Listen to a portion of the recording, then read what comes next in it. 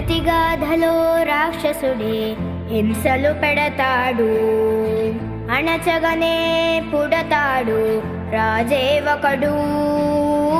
శత్రువునే కడదేర్చే పనిలో మన రాజు, హింసలనే మరిగాడు మంచిని మరిచే.